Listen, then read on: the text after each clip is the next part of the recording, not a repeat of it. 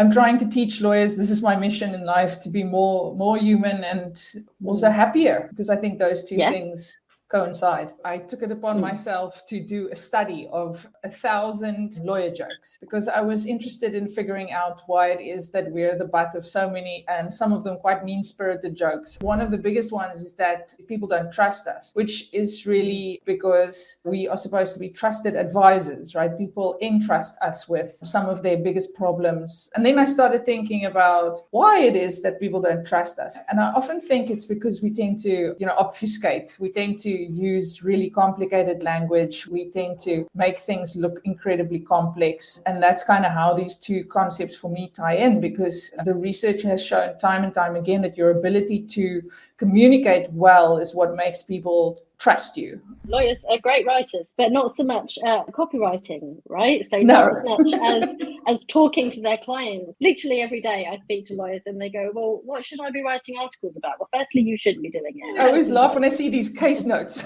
Sure, it's interesting to me to read what the case was about, but your clients don't really care what the case was about. All they care about is what to do. Like, what must they do differently? And if the answer is nothing, then shut up. Talking about being human, being authentic, and finding your personal voice. I know that this can be really tough for some lawyers, putting themselves out there. So what's been your experience of that, Elizabeth?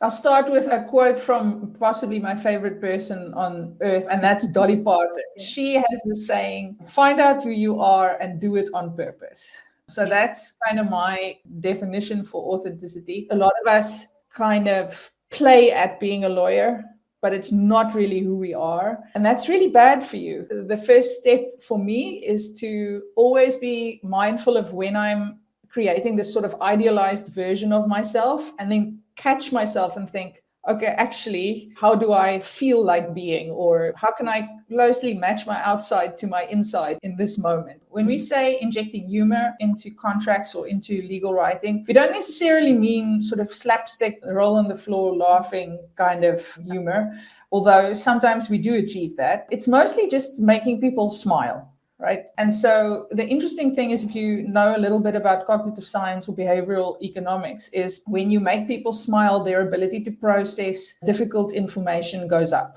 And that has to do with neurochemistry. I've done a couple of podcasts now about mental illness and wellness at work, but I'd be really interested to hear from your point of view, because I know that this is your mission for the year, to get people normalizing and talking about mental health. Well, first off, I try and be sort of brutally honest about my own mental health struggles. So earlier in the year, I suffered from burnout. When I burn out, you know the saying, when I go down in flames. Lawyers suffer from some of the highest levels as a vocation, if I can put it like that, from mental health issues, from depression to addiction issues. Up to 28% of lawyers admit to having a drinking problem, for instance. And I think part of the reason is just because people don't talk about it. People still think that, going through therapy is something that you have to keep a secret, or the fact that you suffer from, whether it's depression or bipolar or anxiety, that it's something that we don't talk about. And so there's a whole lot of wisdom that goes to waste, but also there's a whole lot of understanding that goes to waste. And knowledge is power. So I think, the longer you're in the dark about that is more scary than actually confronting it head on and going, right, okay,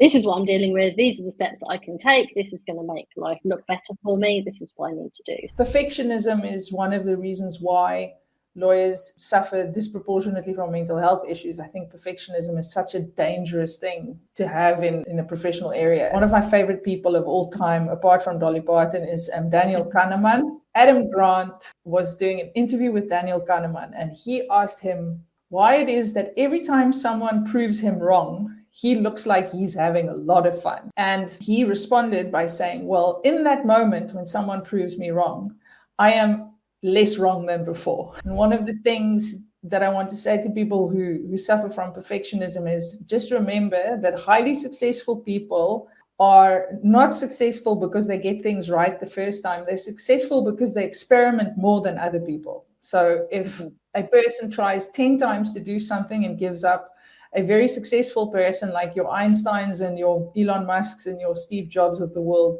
probably tried 10,000 times.